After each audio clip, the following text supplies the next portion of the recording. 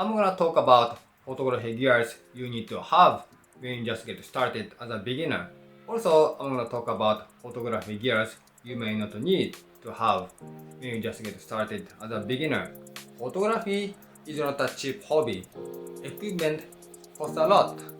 This video is for new photographers searching for ideas for what to buy, as photography gears are often not cheap. For example, if you buy a certain lens that does not suit you, it will be a waste of money. I myself did it too. I have bought a certain lens and the lens stayed in a box for a long time. I want to help your photography life much easier, and I hope it will save your budget too. Let's dive into it. Number 1.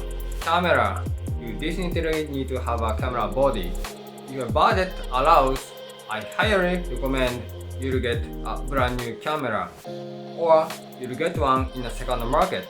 Never start with a compact camera. Get a camera that can switch lenses. The camera brand doesn't matter. Canon, Sony, Nikon, Fuji, they all have similar high qualities. As for my first camera, I got this Sony a7 IV, which is now shooting this video right now. I wanted to get photos and video. This model is a hybrid type for photo shooting and video filming. Sony has a lineup called S series, which is for video filming, and also R series, that is for high resolution photo shooting. If your budget allows, get a full frame sensor camera. You will not regret it. If not, get a APS-C sensor camera are also fine. Both are high qualities. The biggest difference full frame and APS camera is the size of the sensor size. Full frame camera has a bigger sensor than APS-C. The bigger the sensor size, the more you can get light. Because of this reason, in general, you'll get a cleaner, beautiful images even in a darker, unideal situation.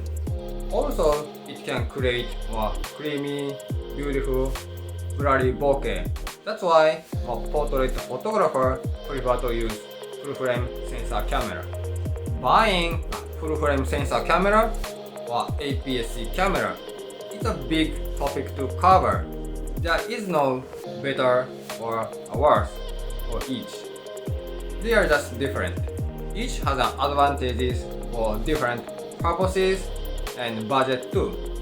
The price between full frame and APS-C is quite different. Full frame camera body will be double of the APS-C, and so are the lenses.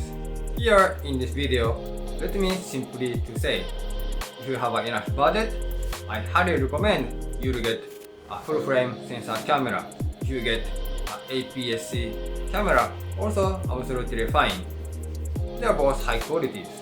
I'll be talking more about this subject in a different video. If you wanna watch, please check out the description link in the below. Me, personally, I'm using both full frame and APS-C camera for different purposes and situations, and each has advantages for different scenarios, and I'm so happy about both qualities and the use of it. Now the next lenses. When you just get started, you don't have ideas yet which areas you want to focus on, and also you have no ideas how focal length makes a difference. When you get the wrong choice of lenses, you're gonna waste lots of money, just like I myself did it. I started with Sony 16-35mm, which is not shooting right now this video. I felt this lens is too wide and I wanted to more close-up shot. So the next lens I got is this one, Sony 70-200. It was pretty good. Then a few weeks later, what I got is this Sony 24-105. After I got this Sony 24-105mm, this is my go-to lens I attach to my camera and carry every day. I highly recommend you start with zoom lens as a beginner. Covers wide, medium, and tight shot as well. By using this lens, you'll find out which focal length you like. Affordable, compact, versatile, and high quality. I'm using this for client work as well. Event, portrait, pre-wedding. Once you find out your favorite focal length, you'll go to prime lenses. Prime lenses, you cannot zoom the lenses. You have to move yourself to capture and frame the object. Prime lenses are often more expensive than zoom lenses. So, I highly recommend you start with a zoom lens to find out which focal length you like and which areas you want to focus on. The next is SD card. Don't go cheap on this one. You will regret it soon. Find ones with enough capacity and faster speed based on your budget. I have been using Sony SD card, and especially this SS Express are not cheap, but never had problems in the past. The reading speed is pretty fast and can film 4K. Also, I'm using SanDisk 256GB as well. You will find the difference when you shoot burst shooting mode. When you shoot with a faster SD card, the image will immediately appear in the display. For 4K video shooting, find ones more than 30.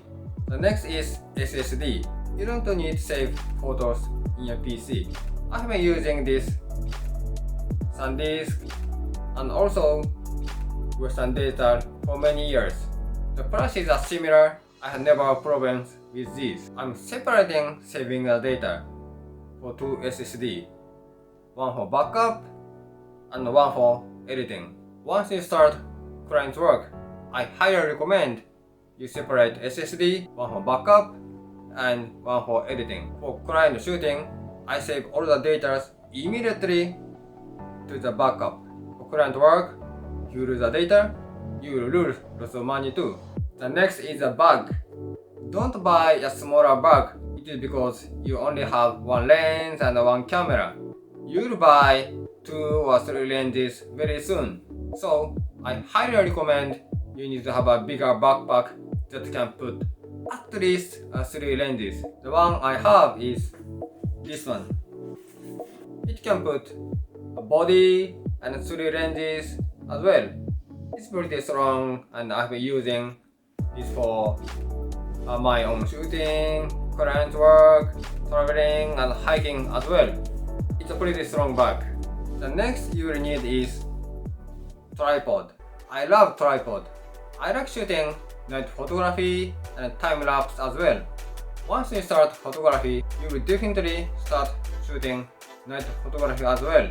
For night photography, tripod is a must item, so you'll buy it very soon.